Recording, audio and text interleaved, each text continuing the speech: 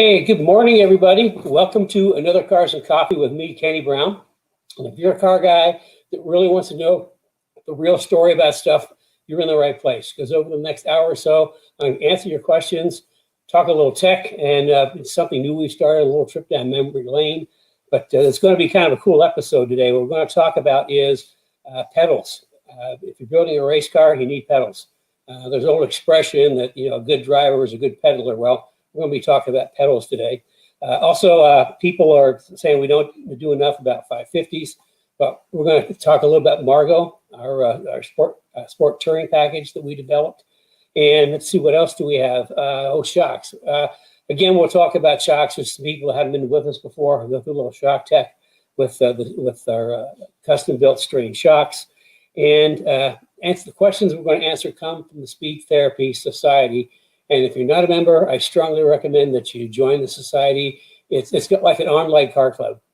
A lot of like-minded people. There's a great post, a lot of good people there. So if you're not a member, please join, because that's where all the good information happens. I'll talk about good information here in a minute. Kenny Brown Speed Therapy Society Facebook group. Okay, Kenny Brown Speed Therapy Society Facebook group. It's a private group, and you can join it through Kenny Brown Performance Facebook page. Okay, I needed a little help. I can't always remember these things. Okay, last week we kind of talked about great drivers, and we had some more come in that were mentions. Mario Andretti, everybody knows he's great. Schumacher, I mean, what can you say? I mean, how many time world champion was he? He just dominated. And then Ayrton Senna. I don't know if any of you guys are old enough to have ever seen Ayrton Senna race, but my God. The ones that stick out in my mind was in the race. I think it may have been in Sao Paulo in the downpour rain. And basically, he passed everybody, just flew past everybody. He was on a mission. And then, of course, nobody can forget his qualifying at Monaco that one year. It's like he was not human, because what he did for qualifying at that point, people said couldn't be done. Anyway, then we also got Ken Miles. For us Ford guys, Ken Miles was the man when it comes to developing cars, the Cobras, the GT40s. He was, unfortunately, we lost him too soon. Scott Pruitt, another great driver. I worked with him for a couple races in this lean program, endurance racing. Amazing guy. He was pretty young back then. In '87, he came up to be an extra driver at Mosport for the 24-hour race. And he had commitments during the day on Saturday, and he flew in. He got there Saturday night, and he jumped in the car in the dark, in the rain, a car he'd never been in before. I think 4 or 5 laps, he was right on pace. It's a pretty amazing guy. And, of course, my personal favorite, Jimmy Clark, my boyhood hero, fellow Scotsman. He was, if you don't know much about Jimmy Clark, look him up. He was an amazing driver. Unfortunately, another guy that, we lost too soon. But, it's because of him I got into all this stuff, because I was at the Watkins Glen for the U.S. Grand Prix the year that he won the U.S. Grand Prix, which was like, well, I was over the moon.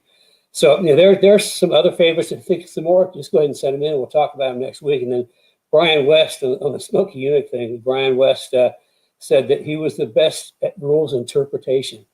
And I have to totally agree, because he was one of my inspirations. In racing, you're always trying to find the edge.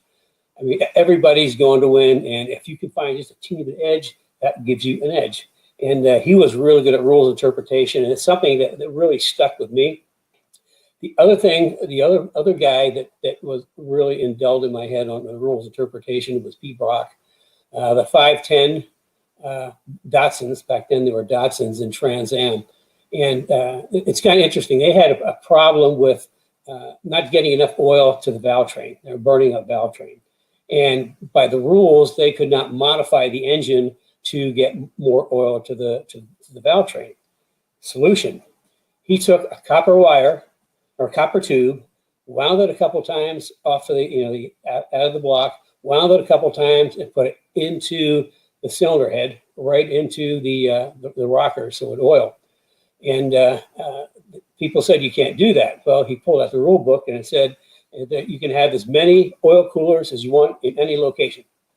So his thing was, well, is the oil cooler after it goes into the engine here than it comes out there? So his overhead oiling was an oil cooler. So those two guys, kind of really kind of had an impact on me because I'm really, really good at doing the rules thing. Let's see. Okay, I already talked about the artwork, Jimmy Clark, and that's, if you can't see, that's one of his famous gloves tucked in there, which is pretty cool. A good friend of mine gave that to me a long time ago, and it's kind of like one of my treasured art pieces.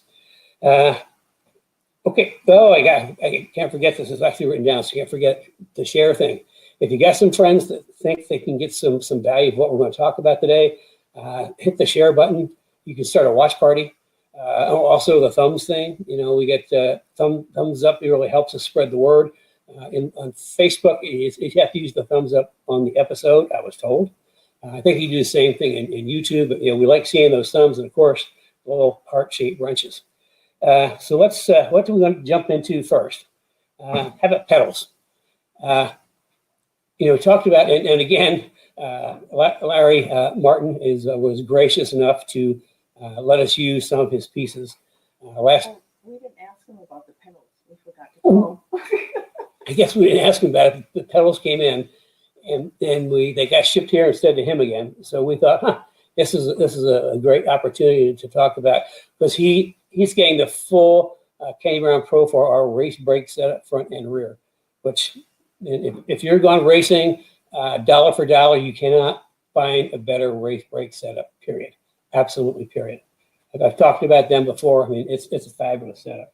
So if you got race brake, he was having problems with his brakes before, so went with the Pro 4Rs, and it's like, I was talking to him. It's a race. It's gone beyond. I mean, this is like a super wide body Fox, all aluminum, 302 stroked out, and making tons of power. I mean, it's a serious car, man. This is a race car, you need race brakes. That's when we decided to do the Pro 4Rs front and rear. You need race brakes. You need race pedals. Period. And this is what I use. This is the Tilton race brake pedal assembly. And first of all, I mean, you can just see this is a super high quality piece. I mean, this is serious race car stuff, and it has so many adjustments. Like you can see, well, first of all, these are like sandpaper on the pedals, but you can see there's a high low, so you can put the pedals up or down depending on what you want.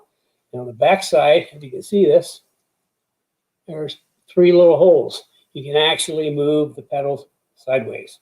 So you can adjust the pedals to exactly how you want them as far as your feet. Now you're just going to say, wait a second, that brake pedal's sticking way up there. Well, what happens when you hit the brakes? All of a sudden, you're perfect for heel toe. And heel toe in racing is important.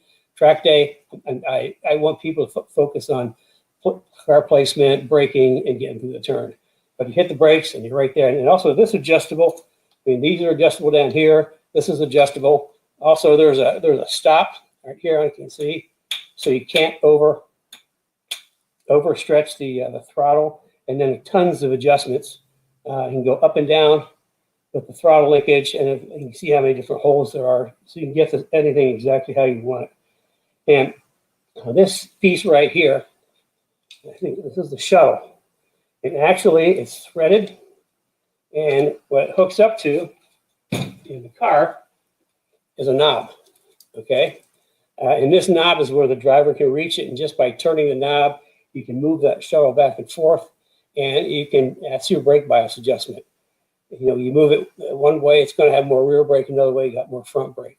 So this is the cool thing about this, is during a race, it's for serious racing, you can actually adjust your brake bias in the race.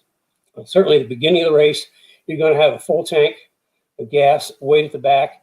As the race goes on, you're losing weight at the back, and if you got your brake balance perfect, and all of a sudden you're not enough weight in the back, and your brakes are going to lock up, so then you can just keep dialing towards the front, so you still have balance on the brakes.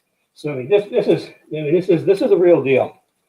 This is what I use, just simply because it is super professional grade. This is the middle. This is 800 series, which is kind of like the middle of what they have. It's totally perfect for what we do. But also on the clutch, there's another one of these little see little adjusters, so you can't overextend on the clutch either. I mean, this is cool stuff. We have it. This is our spec from Tilton. It's got the master cylinder specifically for the Pro 4R brakes. So that's pretty cool. And of course, we got the adjuster. And then here's the other cool part: is you got brakes and you brake fluid. This is what we use. This is a triple reservoir, and you can see it's already has -4 ends on it. So you got brake, clutch, and if we know what the length is you want to have from where you mount this, typically I want to mount this on the up on the dash somewhere on the passenger side, so I can see how much fluid's in there. And if it's on the passenger side of the pod, it's also easy to top up the brake fluid. But it's always, you always need to know just where you are, because it actually shows you got a minimum. When it gets down to this line, you need to add more brake fluid. So again, this is real deal. This is real race car stuff. So that's what I use, and that's what we spec out. Dave in California, he's got the same setup, and Larry's going to have the same setup. Well, here's the good news. Even though we forgot to ask Larry if we could use these, the good news, he's getting it all assembled. Everything comes in pieces. You have to put the whole thing together. So assembly's free. Yeah, assembly's free. And let's bring you to another subject. We get like real race car stuff for people sometimes, and their question is, "Where's the instructions?" Okay, and I mean, race cars, you don't get instructions. You get the part, and then you figure how to make it work. In this case, I should have brought it up here. In this case, what you get is the drawings, the mechanical drawings, and how everything goes together, and you just put it all together. So, real race car stuff doesn't have instructions. If you want instructions, get something that's a bolt-on for the street. Okay, we talked about some pedaling, pedaling cars. Oh, I know something. The other week, we were showing the Phase 1 IRS package, the forward torque brace and the aluminum diff bushings, and just showed you a plain old rod because of the rod bearings. The rod ends didn't come in time. Well, these were on the bench, and I thought, well, I'll show you guys. This is how the rear steer kit looks. This is again high quality FK three-piece rod end Teflon lined. Any of the two-piece or cheap rod ends, everything we do is like professional grade quality. So that's what the inner point. We move the inner point down, take some of the roll steer out, and then the factory tie rod end goes on here. A note: if you've got an IRS and your outer tie rod end is bad, you cannot. The factory doesn't make them anymore. You can't get them. Come to us, because we talked one of our suppliers into making forged tie rod ends for the IRS cars. That's again memory lane. I had a call this week from, I think, was it Sean Carey? Yeah, Sean Day. Sean Day, inquiring about. He's kind of in this group of MN12s. That was the Thunderbird that had the IRS in it, and he was inquiring about like a body kit that we had on one of the cars with one of the magazines. And I tried to find information, but I couldn't. But anyway, I thought, hey, let's talk about Thunderbird today. And this is going back to the Wayback Machine. This is 1991. This is the famous short wheelbase Thunderbirds that we did. We took, I think, 9 inches out of the middle of the car behind the driver and put it at 108-inch wheelbase, just like the Mustang. And but what an amazing car to drive. I mean, it just handled like a dream. And this was in, this may have been, this was in Car and Driver. And another one I found, this is one of our supercharged Thunderbirds. And that's what Sean was inquiring about, our supercharged Thunderbirds. 96 and 97, and I got to go back and look, maybe 8 or 10 of these things. And what we had to do is nobody had a supercharger kit for the Thunderbirds. So what we did is we got the pieces from Vortec, and we actually machined all the parts for the supercharger on there. Just kind of like what we did for the Crown Vics. We had to like make pieces of the supercharger. So that's a little bit on the Wayback Machine. I think next week we might talk about the M69. We had somebody's inquiring on M69, and that's, for those that don't know, that was my 2005 SEMA car, and it's a beautiful car. It's been in a lot of magazines. We took an 05, and it's got a body kit on it, a wide body that makes it look like a 69 Mustang. It's really, really cool. I'll show you next week. So that's kind of like some of the way back stuff. But I'm just kind of rifling through it. Oh, questions. If you've got questions, please send them in. You can put them in a little column thing.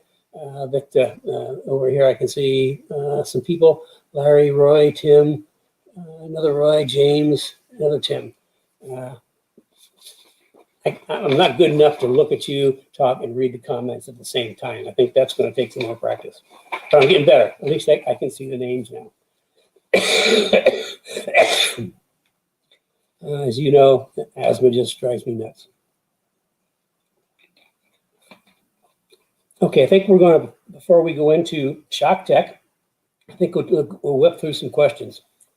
Wendy's question was, we talked about radiators and cooling, saying how high, but with the old style radiators and radiator cap, you can run the, we run the cars pretty hot because you make good power, run about 220, 225. But you have to have a high pressure cap. On these later model Mustangs with that goofy screw-on thing, if anybody finds a high pressure cap for the later cars, please let me know.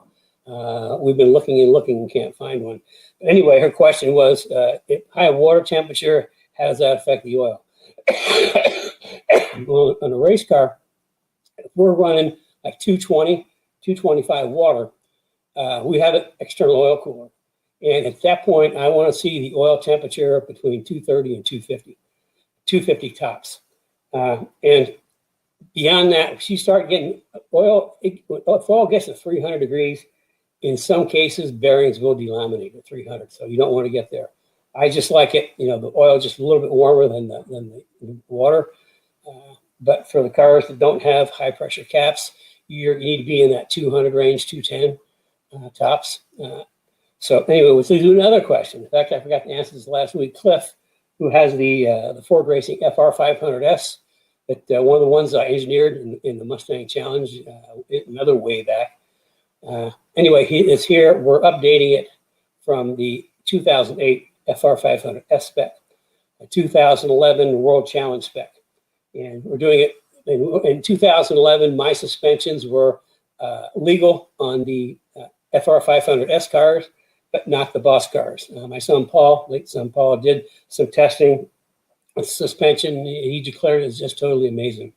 It was really, really quick. But the SCCA, because it was so quick, would not let him run that on the Boss. But they made it legal for the FR500S to kind of give them a leg up, along with some Ford Racing updates, heads, cams, intake, throttle body, which we're doing all that. So it's going to be 2011 spec. Anyway, getting back to cooling, he had a question about with all the extra stuff that we're doing, if he should go to the three pass radiator, triple pass radiator, and it's kind of like he run.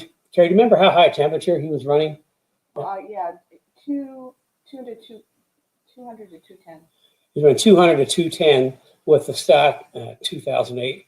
Now we're adding between the heads, intake, and cams. We're going to be adding horsepower.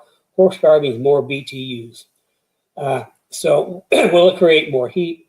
Of course, it's going to make a bigger bang. It's going to make more of a bang, and more bang means more heat. It's more BTUs that the radiator has to get rid of. It's kind of like a tricky question because it kind of falls in a gray area. He's got a pretty big.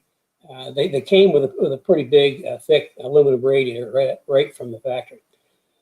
He's not seeing extensive overheating issues. So I mean, there's two ways to look at it. Number one is, I'm of the mind that don't fix it unless it's broke. So the one path would be, okay, let's go with what it is and see if it starts running hot. If it works, if it keeps the water temperature in that range, 210 range, then great. We'll just leave it at that. If it overheats, maybe that's the time to put in a triple pass radiator. The other thought is, okay, it's going to have more BTUs, erases some hot tracks. that putting in the triple pass just might be a good prophylactic for overheating. So he's sure the car's not going to overheat. So actually, there's two ways to look at it. I think Cliff and I probably have to have a little conversation on what he feels is going to be. Does he have to have it? No. Could he have it? It'd be nice, but it's kind of like it's in that gray area. Now, if he had a stock rater, boom, throw the stock rater away. We put the triple pass in. He's good to go. So anyway, I need to talk to Cliff about that next week. You have a meeting on Monday with him. Oh, I have a meeting on Monday with him. So isn't that handy? Let's see. Oh, Margo. We should talk about Margo a little bit. Guess what? Before you start talking about Margo, guess who's with us? Who? Kelly and her two sons, JJ and Jesse. Hey, Kelly. Hi, JJ and Jesse. Kelly used to work for us a long time ago. Amazing guy. I mean, you talk about energy. She's like got way too much of it, but that's I mean, she's a really cool person. But anyway, she now is believe it or not, a heat packing FBI special agent. I never would have guessed that. Anyway, she's got a 2019, is it, Carrie? Yes. 2019 Mustang. And as you know, a lot of our people name their cars. Well, she named her car Margo. And we've been using it to, I developed two new spring packages for like sport touring and performance street / track. And then also we've got our track setup that we've had. So it's been kind of handy. This is going to be a sport touring car because she's got two young sons who actually just absolutely love driving in the back seat. When she gets on it, they love to go fast. JJ and Jesse. Yeah, JJ and Jesse. So we've got, in fact, we got some pictures coming up. But we've got the JRZ. I come up with a special spring package for the JRZ single adjustables. Oh, there's Margo. And this is we just kind of pulled over the side of the road and took some quick pictures. So this really isn't professional grade. But a couple of unique things. I typically will change out the wheels and tires, but she really likes the factory wheels. So she likes the factory wheels. I checked in. It comes with like a 275 tire on the back, 255 in the front, which isn't enough tire. So what we did is we went to a 285 on the back, which is the biggest tire you can run, and then put the 275s on the front. So basically we went up one size in tires, front and rear. So we're putting more tire on the ground, plus retaining their factory wheels, which she really likes. It's going to get the vented rotors. And also, I may have told you that our previous supplier for rear diff kits for the 550 cars, they went out of business. So we've got a new supplier. And so what we need to do is we're actually going to, in the coming weeks, we're going to redo our rear diff cooler package for 550 cars. So we got a kit. And this time with our new supplier, Eric, who actually talked in the Speed Therapy Academy about plumbing, which was kind of cool. That was pretty informative, you guys. Anyway, we're going to make everything up so that the hoses are pre-cut. So you just, slam, bam, put it together. So that'll be coming up in the coming weeks. Right now, we've got a bunch of cars in here. They're Shifter, exhaust. Oh, exhaust, shifter. Okay, yeah, we had to do shifter. My God, I just can't stand driving the standard transmissions. Subframe connectors. Subframe connectors, a new subframe connectors. So it's a really nice sport touring package, and just be perfect so she can take her kids and they can get.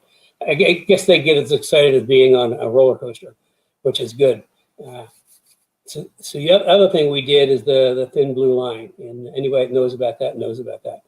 So that's very cool. So that's Margo. You guys want to 550s? Yeah, we do 550s.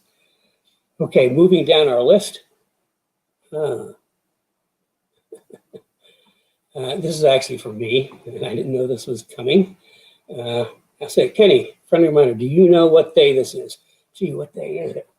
I think it's the 23rd of January. Let's see, 1, 2, 3. I know. It's Carrie's birthday. So you guys, you get a real treat. I'm spending my morning with you rather than Carrie on her birthday. But guys are always forgetting their wife's birthday. I luck out, man. It's January 23rd. 1, 2, 3. But are you going to tell him what you said yesterday? I thought you forgot. He continually forgets. So he's kind of. Probably not told I you really this. screwed up yesterday. Yeah. I thought I missed it. I thought it was the 21st. I kind of got the 1-2 mixed up instead of 2-3. So anyway, 1-2-3. That's real easy for me to remember. When you remember it. I always remember, Carrie. Don't you know that? So, okay, we're moving down to questions. Be sure to send some questions in. I'll be happy to answer what I can. I'll get lots of people out there. Larry, Kobe, Calvin. Calvin, sorry, we took your picture down. Cliff, Steve, Brad, Christopher's coming to us live from Christopher is coming live to us from Bulgaria. He was one of our Speech Therapy Academy guys. He got up at 2 o'clock in the morning every morning when we had class to be in the academy. Speaking of the academy, we keep pushing it back because we've had from popular request from people. We've been super busy. Carrie has tons to do, and we've had people that wanted us to push it back a little bit, so that we're pushing it back to, is it? It's April, and that's the final. We are doing. Okay, April period. That's the end of it. We're not pushing it back anymore, but we have a number of people that just wanted to know if we could push it back, so we are pushing it back. So, speaking of special events, my new rear patented suspension. I want to introduce to you guys the actual finished production piece, which should be very soon. I introduced it to the Speed Therapy Academy people. I introduced them to one of the prototypes, but we've made significant improvements over the prototypes after 2 years of testing and developing, and it's an amazing piece. It just completely changes the rear suspension on the Mustang. It does things that we'll talk about them. Anyway, we're going to do that. The next introduction, we introduced it to Speed Therapy Academy guys. The next introduction is the actual production piece. I'm going to say 2 weeks maybe. I think things are heading over to powder coat probably the first of the week.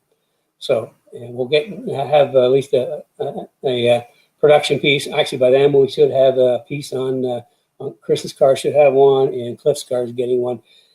That's the only piece on Cliff's car that's not part of the 2011 World Challenge spec for 500S Mustangs, but it's my 2021 spec for FR 500S. So anyway, we'll talk about that now. It's only going to be, this next introduction is only going to be for Speed Therapy Society people. And we won't do a general introduction until later in the spring to the general public. So if you want to see what's going on, we're going to have in the newsletter or Facebook something to be a way to register. It'll probably be on a Tuesday evening. So if you're interested, when the registration is open, please register. And it's pretty cool. And I'll talk more about it as we get closer. So that's okay. We're just kind of rifling through stuff. Let's do some questions. Did you get to all the questions? No. Oh, okay. I got stuck at Wendy. Christopher has a question. Because Kenny often talks about spring rates in the videos, but he always mentions only the front spring rates. And he also mentioned rear. Also, can we have a table similar to the alignment specs and spring rates for different generation cars?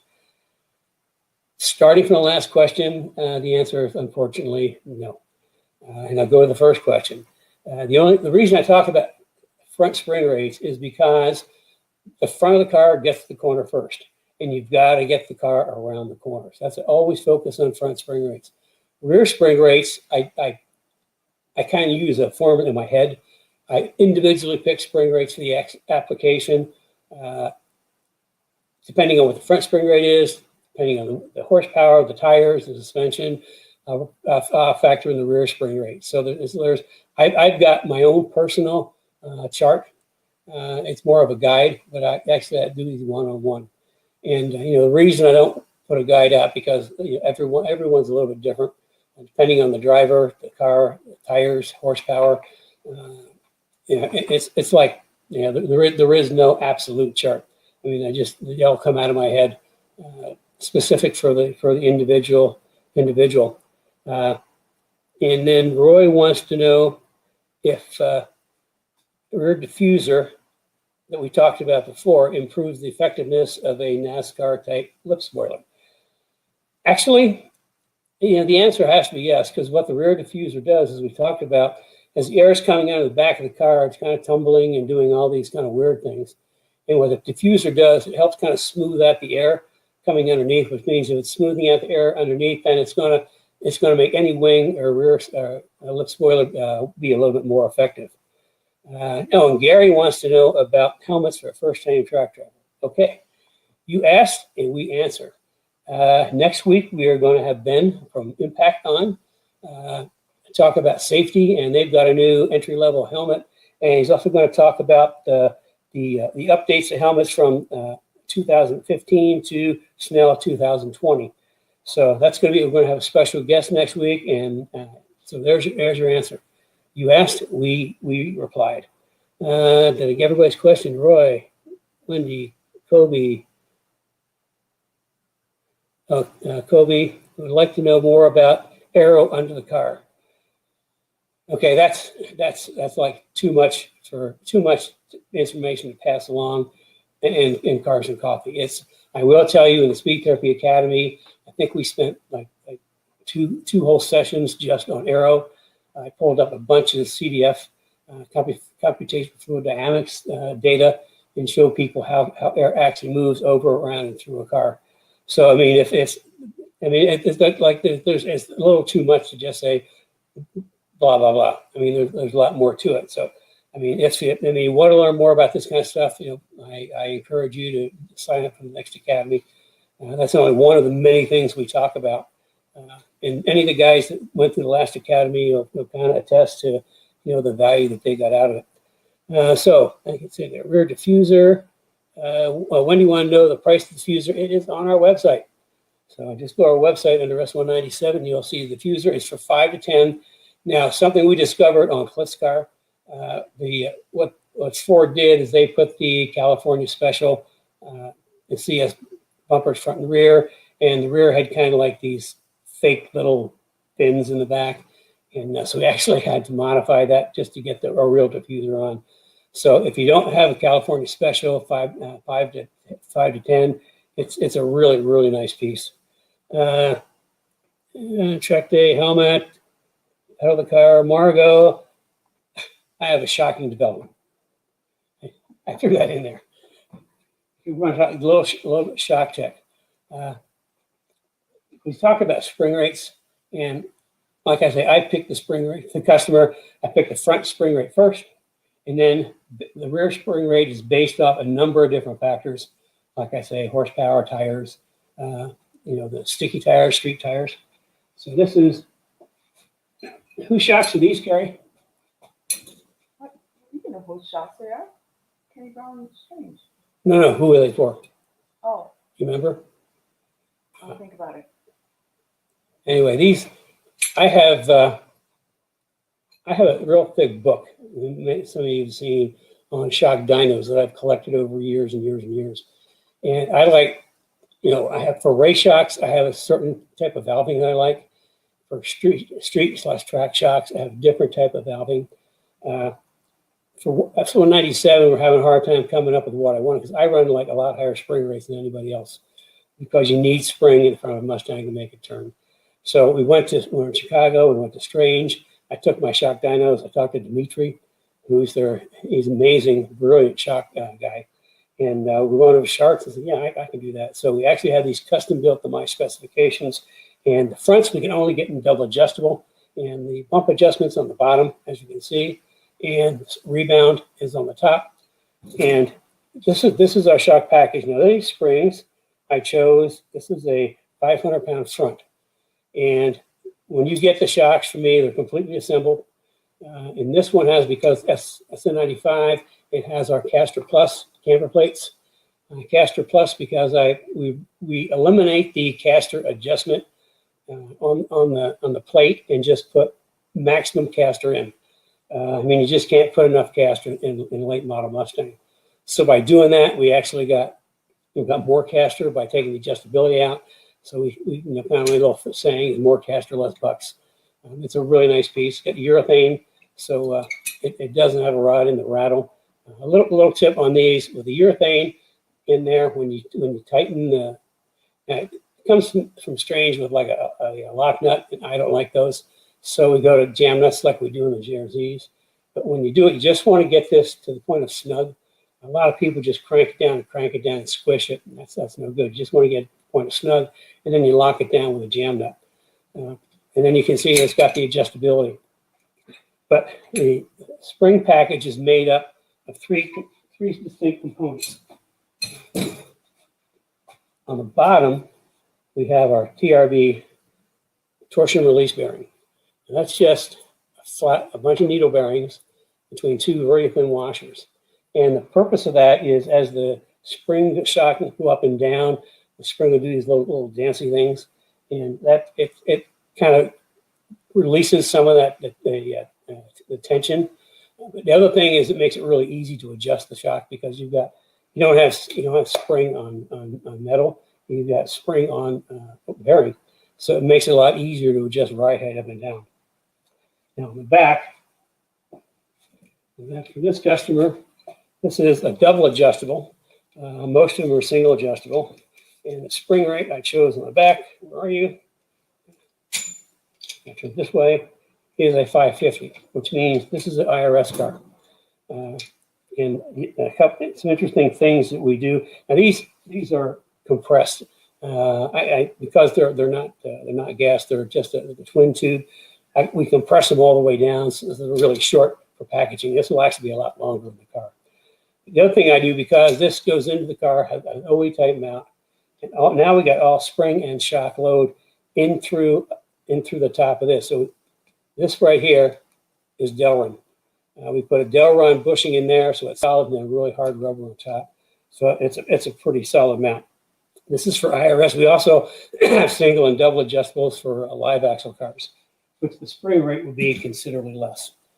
Another couple things when you get handy dandy spanner to adjust the ride height. But I think what makes it really special is by this little booklet from Strange, it shows you how to adjust it. And I put a special note in there that they're compressed. But the thing I include is a shock setup sheet. It's got all the information, the shock, the springs, and what my initial adjustment is. I always send them out with a base adjustment, and then there's some information on the bottom on tuning, and then there's a second page with more information. So that's just part of the package. And so that all goes in there. And of course, it wouldn't be complete without, I get to them, stickers. So anyway, that's our SN95 Fox coil-over package. And like I say, I'll pick the package now. 500, 550. This is probably street some track setup. Probably a little, if it's more, let's say 60, 70% track in the other street. So that's kind of like I say, I pick the spring rates on the spot based on a bunch of different things. I think I am all the way through. And next week we have it's going to be interesting. We're going to have some GRZs to show you, and that's simply because it's for Paul Dondera. Mm-hmm. Paul Dondera, who has a V6 Mustang, that might even have him talk to us. Yep. He put my Kenny Brown suspension on his V6, and it's like magically he was now running with the V8 guys, and they couldn't believe it. So it's the speeds in the chassis. Yeah, he's got all Kenny Brown stuff. All Kenny Brown stuff, and he's going to be getting the GRZs, single adjustables, and the new rear suspension. So he's going to be faster. His V6 is going to be faster than the V8 guys. You wait and see. So I think we're ready for some questions. Give me a chance. I hardly had drank any coffee. You're a busy boy. Okay, just some brief things regarding favorite drivers. Kobe said that he thanks Carroll Shelby just because of what he's done for the industry. Okay, I'll go along with that. I mean, it's more of what he's done than his actual driving. Yeah, I'll go along with that. And Riley Reagan also agrees with Ken Ken Miles is great.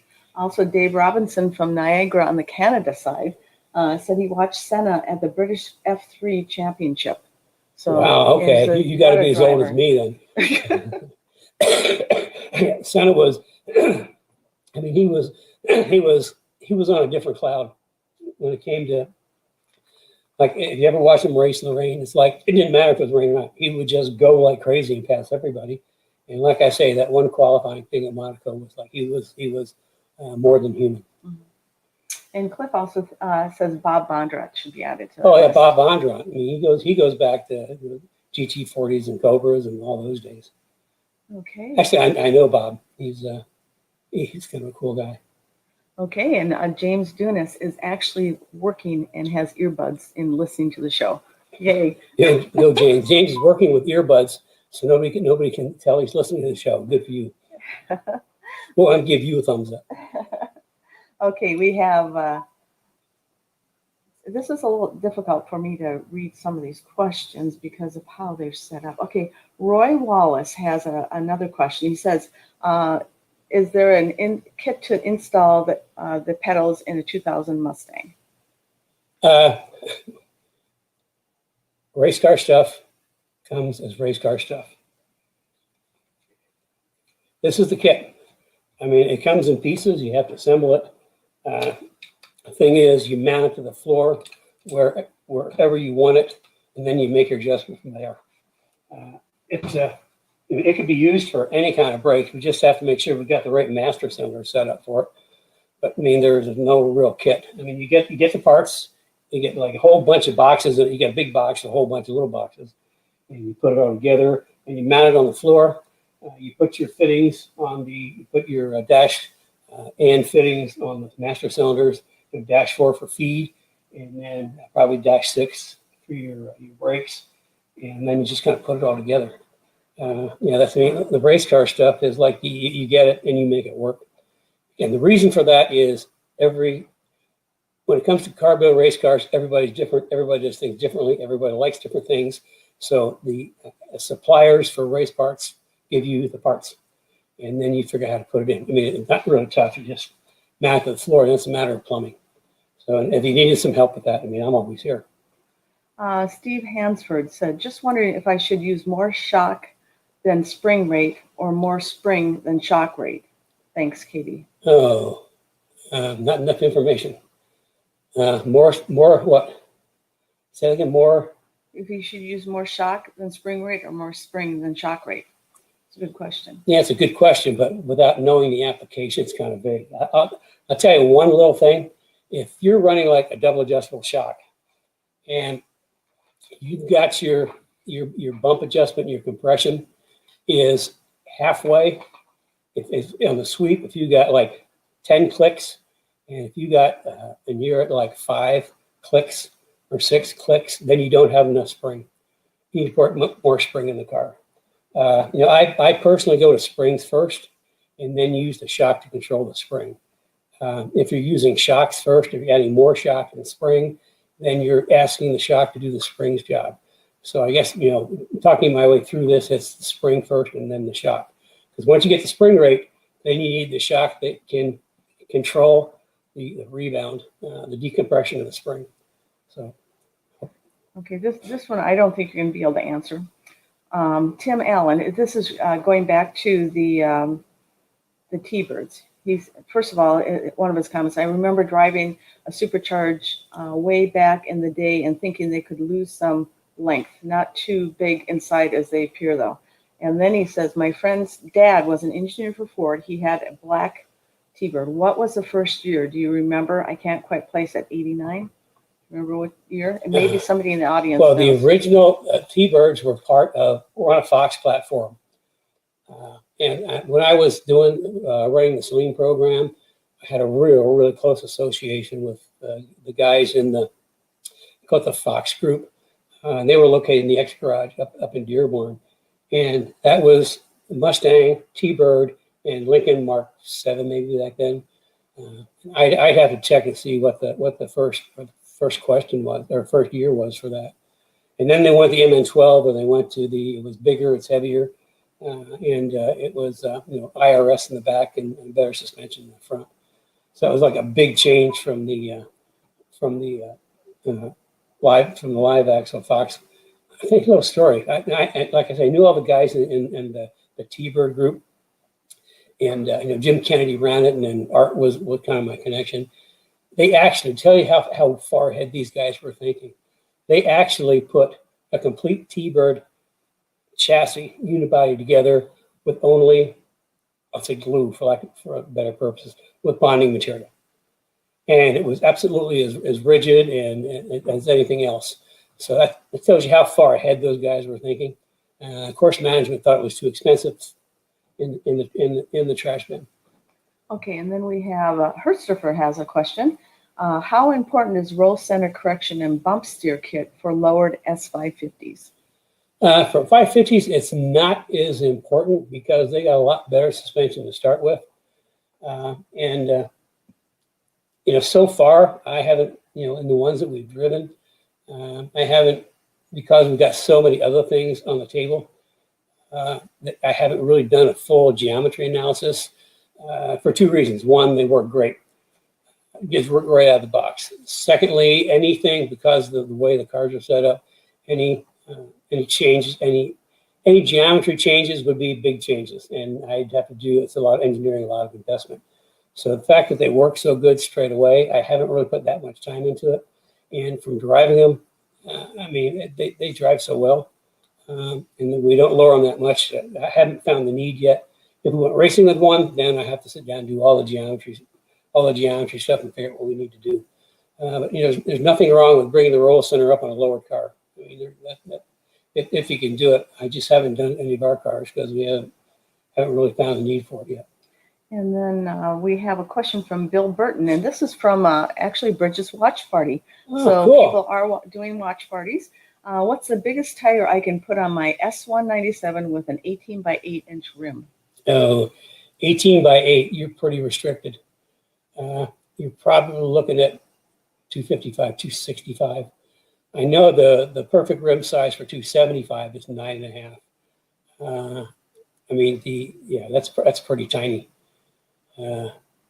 Here's what you do. You go on Tire Rack site and you put in the size tire that you have, and it'll give you a bunch of different manufacturers. So you go to one of them and you click on specs, and it'll give you the specs for the tire that you've got and the different wheel widths it'll go on.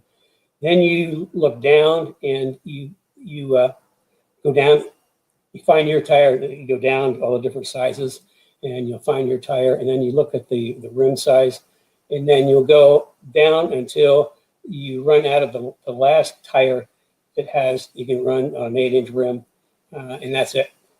Anything beyond that, then you kind of bow in the tire. But 8 inches is really tough. And then Wendy has a question. Do you have any actual install pictures of that diffuser? We will. No. I mean, we will shortly, not right this second. And then I find this humorous. You spoke to him, Michael Gabreth. His name is American Idol, IDLE. That's pretty clever. We like that, Michael. You had a 15-minute with Michael a while back. Let's see. Oh yeah, remember 15 minutes. Sign up. You got a question that we can't get in here. It's a little more complicated. Sign up for one of my 15-minute consults. And, I'll try to, if I can answer it, I will. If I can't, I'll just tell you, I don't know the answer. If I can find the answer out, I'll try to find the answer. I talked to one guy last week. I can't remember, he has a V6 with seated cold air and headers and stuff, and he's looking for a tune. I didn't have the answer. However, I talked to Tony the tuner, and he's supposed to be getting back to me with a tune. So, if I don't know the answer, I'll try to find it. If I don't know, I'm just going to tell you I don't know the answer. My brain doesn't work for BS. It's like engineering, sort of black and white with a teeny bit of gray in there. But I'm not very good at BS. That's why I'm not a really good salesman. Okay, Jeff Lucina. How long have you guys been working with Strange Engineering? This is Jeff Lucina. Hi, Jeff. We know Jeff. Jeff used to be part of the car guys. He worked for Track guys. Track guys, Mhm. Track guys, which do track events. We did a really big one down in Sebring with them. Had a great time. And they also did the 25th anniversary. Oh yeah, they course, too. also were the guys at the organizations did 25th anniversary when we did that at Putnam. Yeah. So what was the question? The first year of How long have you guys been working with Strange Engineering? 2011. Because we moved to Chicago, we did the deal in 2010. Moved to Chicago to the beginning of 2011. So as soon as we're up there, I struck a deal. Okay, and Rory asked, any movement forward on the SVO project? SVO. Michael's SVO project. Oh, I think no. I think that's what it is. I think it. We haven't heard a thing. I'm guessing it's sort of evaporated. I mean, I would have loved to do that car, and I just think that would be. I like those cars when they first came out. I was one of the few people that really liked them. Because actually, that was in like '86. I was working with back then. It was SVO, Michael Kranopis, and those guys. And I just thought that was the coolest car ever. And it had so much potential. Yeah, I'd love to really get one and really make it work. Here's a couple more drivers, and these are worth. There's so many good drivers out there. Yeah. Kyle Wagner says that obviously it's a different generation, but he really thinks Sterling Moss also deserves more love. Oh yeah, absolutely. Another great guy. What about Fangio? If you're going to go back that far. And Phil Hill. Phil Hill, and his son Damon Hill, world champion. Okay. Driving in one thing, but communicate. Okay, here. Driving is one thing, but communicating to the crew chief is another. Who does Kenny think was the best engineer behind the wheel? Mark Donahue. Okay. Yeah. Okay. I mean, that's an easy. How about somebody that you worked for? That drove for you? Hands down, had to be Paul. Really? Yeah. Wow. That's interesting. Out of all the drivers, he was not only an amazing driver, he was a fabulous communicator. I mean, it was just talking back and forth with him on stuff. It was like the information I got from him was so accurate and so to the point. It made it so easy to give him answers to his questions. But aside from that, the next one I think would be Pete Halsmer was really good at getting information and conveying information. Okay, that's interesting. Do you think it was mainly because environmental, or do you think he? No, he had his genes. Yeah, that's what I'm wondering. Because probably a combination of the two. Yeah. Working with you but yeah, he was good. Now I'm off my. Gilles Villeneuve too. Oh yeah, no, Gilles Villeneuve. We've gone through our stuff. I have a packet this big of press from Gilles Villeneuve when he raced at Formula Atlantic in Canada. And it's like I got it from the guys in Canada I worked with a long time ago, and I forgot I had it. It's about that thick. It's all the press clippings from Gilles Villeneuve. So I'll bring that in to show you. Okay, and then we have another question from Angie Parrish, and she says this is a little off topic. Angie, nothing's off topic. Yeah. So, but she says, I know you made some awesome mods to the Mercury Marauders. I'm wondering, would it be possible to do something similar to a Grand Marquis or Crown Vic? Any suggestions for suspension brakes for those? Thanks. I have 2 Mustangs I race, and I love your tips and products. Okay. We did, before the Marauders, we did Crown Vics. And we did Crown Vics based off of the Car and Driver came to me, and we got to go back and check the year. With Car and Driver car, but they wanted to do a cop-like car, something that looked like a cop car, but was really a performance car underneath. So we got a Crown Vic, and they took care of getting like cop stuff put on it, like the bumper in the front and the light on the A pillar and all the cop-like looking stuff, and I did the rest.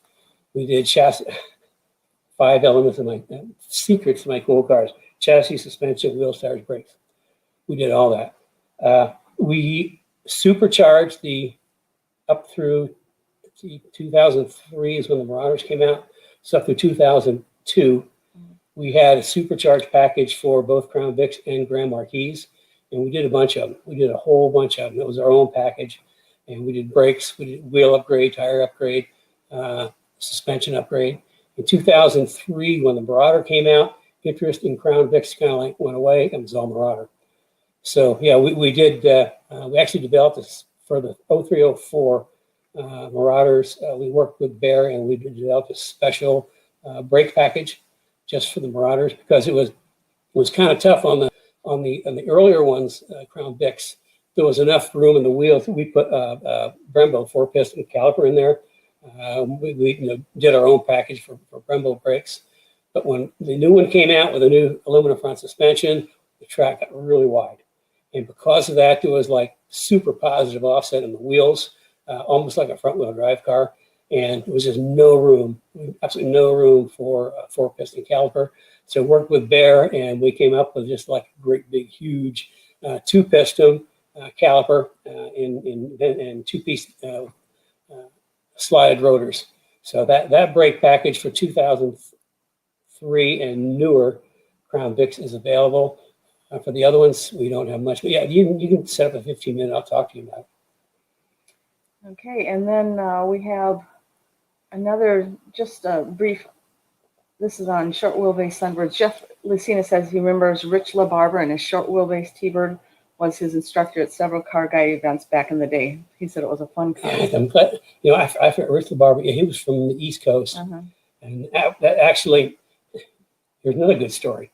We were doing a thing for Car and Driver, and on one of their high speed runs, it was supercharged V6, and the base one, and we didn't do a lot to the engine. You're talking about the Thunderbird, Thunderbird short wheelbase. This one right here. Okay, they blew a head gasket, which back then was pretty common for the Thunderbirds. But seeing as they were in Ann Arbor, and Dearborn is just a stone's throw away, as soon as I found out, I went over to the X garage and said, "Hey, Art, we got a problem." And so, of course, they had all the updated stuff right there. Different head gaskets, different head bolts. Like, here you go. So we rebuilt it overnight and sent it back, and it ran like a top. So, yeah, cool. and then I said, I can't remember. Somebody drove with me from Detroit down to Mid-Ohio. Was that Rob Kinnaman, maybe? Jerry Pitt. Jerry Pitt, that's who it was. Jerry Pitt drove with me from Detroit down to Mid-Ohio. Okay, another question from Kobe Ward. What is the difference between your street performance coilover kit and your street track coilover kit? What do you get for an extra $400? I'm assuming he's talking about the Strange. There's a $400 difference between the street track and the street performance. That's a double adjustable, single adjustable. Oh, and I'm trying to think, because basically on all the shocks, the difference is just spring rate, but that doesn't change the price. No, but the street we have the street performance package, which is single adjustable. Which the street performance is non-adjustable. I'm assuming it's a $400 difference. I'm assuming he's talking about the. Kobe, why don't you say what car you're talking about? Yeah. What era? I'm assuming he's talking about the Strange with an SM95. Let's go to another question. Let's see. Dan Granza. Oh, Dan mentions that there's a group. No, I lost it again. If you guys saw what I was doing, it's really difficult here. The HR kit. Okay, H&R kit. That's what Kobe Ward's talking about. Okay, yeah, the H&R kit is street performance. It's got around a 400-pound front spring. It's non-adjustable, which makes it perfect. It's great for the street, great for the track. The next level up, you're getting into adjustable shocks, and that's where the difference in price is. And then that's got to be in the S197s. And then we've got kind of something in between the street performance and GRZs. It's a really great package. It's got a 630 front monotube gas shock. That's single adjustable front. Rears are non-adjustable. I mean, that's a great package too. We put a lot of those on street track cars. Dan Gramza, I believe, who is from Wisconsin, yay, Says the SCCA Milwaukee Regional Charity Event Drive will be at Road America on May 21st of this year. Would be great if you're available to come up for the event. I think just all depends on. Yeah, I mean, On, it COVID. depends on obviously the COVID thing, plus what we've got going on. I mean, I'm just a bit busier than the proverbial one-legged paper hanger, Hey Dan, why don't you one-arm paper hanger. send me some information on that, please? Yeah, send some information. We can put it on Yeah. in speed That's in society. info@kennybrown.com. Okay, and I think we might. Let me see. I think that's it. If I missed anybody's, just let me know. Okay, this is the last call for questions. You need to flicker the lights up. She's Okay. looking. You were looking at your phone for a reason. Yeah, because I get my special messages who has questions. Oh, So, so I think we've answered all the questions today. Yep. Okay, well, I appreciate you guys coming. Next week. And next week we're going to have Ben talking about from Impact, talking about safety helmets and Hans type devices, and the difference between Snell 15 and Snell 20. That's 20 and 25 now. 20 and 25. I guess I should have read. We're going to have a show and tell with the JRZs and talk about a V6 that chases down Mustangs on track. What else are we going to do next week? I think we're going to talk about M69. That's a good one. This is one of the beautiful cars I ever built. Stupid expensive, but beautiful. And I think that's, oh gosh, around that stuff to talk about. And we're on time. Yeah, we're on time. Whoa, I can't believe it. Okay, well, with that, I'm glad everybody could join us. If you got more questions that I haven't been able to answer or a little more complex, sign up for a 15-minute.